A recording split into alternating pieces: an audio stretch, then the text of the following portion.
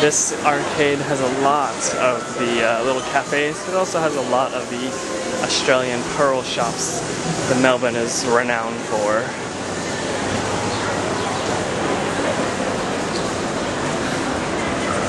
I visited a few of them.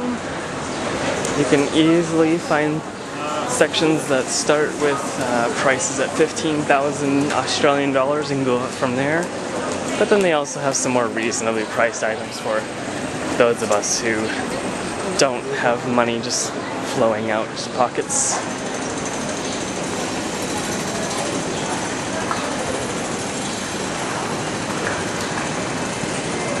Now we're coming up to Burke Street, which has the entrance to the large Myer department store, as well as the David Jones department store, which you can see just across the little plaza down there.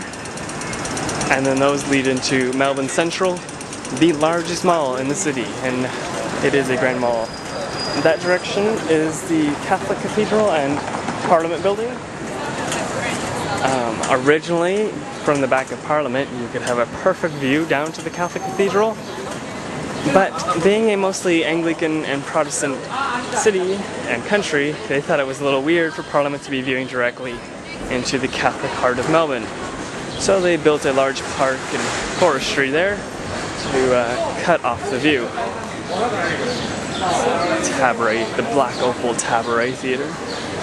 Like I said, a sign that says Shoppers Paradise, Opal Souvenirs, and another Opal sign.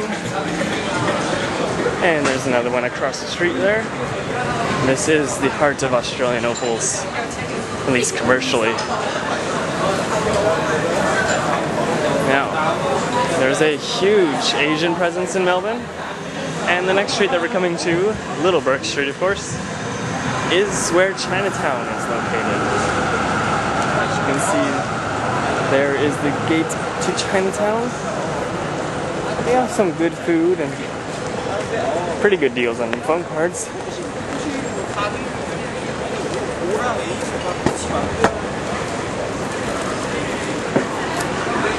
And even though we've crossed the block, this building here, on the other side of this, the first row of shops and everything is actually still Myer and David and Jones department stores. Here is the puncture, where my friend and co-student Brittany came and got her nose pierced.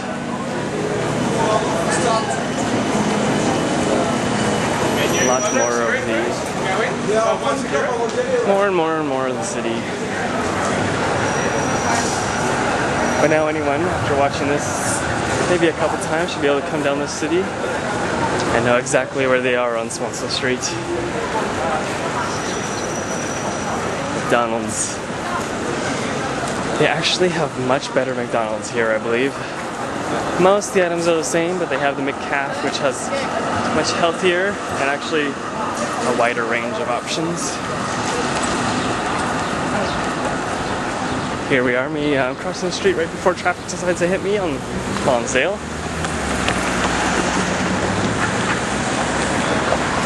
This is where the city mall turns into actual Melbourne Central as opposed to just the Myer and David and Jones store, or David Jones. This is another major shopping area. And the 7-Elevens that are everywhere.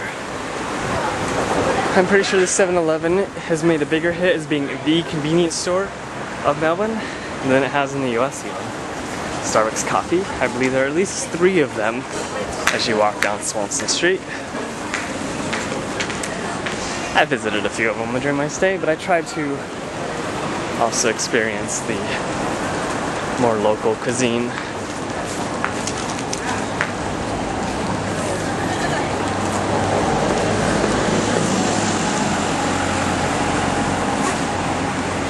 You see a lot of shuttle buses and tour buses also come up and down the street, as Swanston Street is the main pickup station for city and Victorian tours,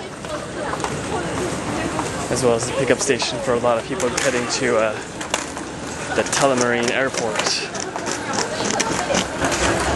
And keep with the tradition, we are now at Little Lonsdale. Retard boy who can't get out of the road. There still is another sky bridge for the Melbourne Central. Another cathedral.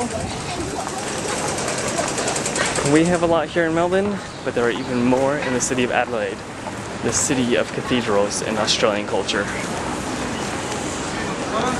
Now, just over here with all the tons of statues commemorating famous scholars and lawyers and all sorts of people, even one to Joan of Arc, is the Melbourne State Library. It originally started its existence as a museum and then was taken over by the state to become the National Library, the State Library, not national, of Victoria.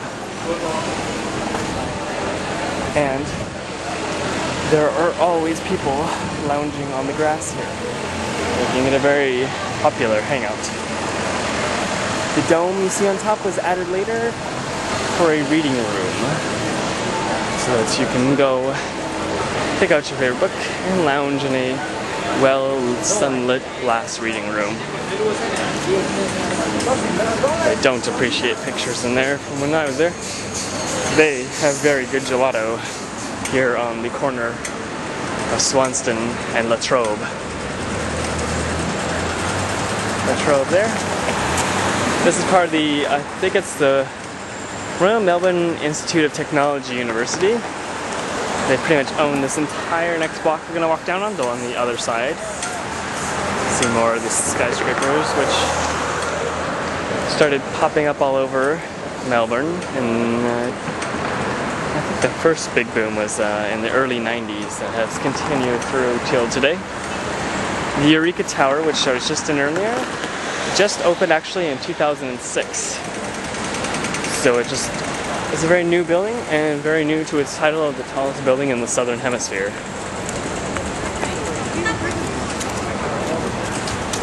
Here you can see a Hungry Jack's. And Hungry Jack's is the Australian version of Burger King.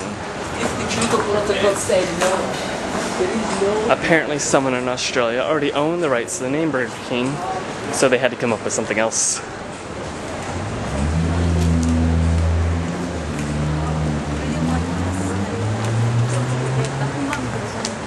And there is the very eclectic and artistic view of the RMIT.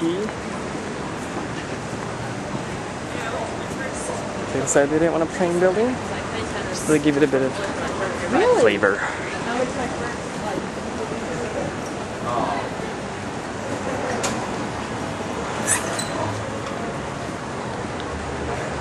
This part of town usually is the first place to kind of die on the night. Not a whole lot of commerce or business really goes on here since the school takes up such a huge section. But I'm sure during the school year you'll see a lot of in and out activity around here. Here is the pub poker. Don't know if they actually play poker in here. Never been inside myself, but it's probably a safe bet. And as you can see on the sign, there's Carlton Draw, one of the favorite Australian beers down here. Now, you can find Foster's if you go into the grocery store or the liquor store, considering they don't really sell liquor in grocery stores. But I've come to realize that Foster's really is an Australian for beer. It's actually